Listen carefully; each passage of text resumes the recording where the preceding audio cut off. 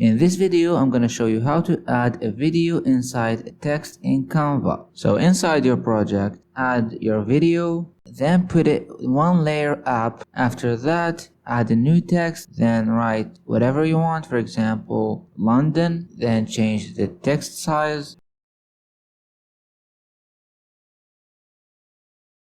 After that, we add the background to the text and fix it so it can fill all the screen. Next, click on the video and go to blend and change the mode to multiply.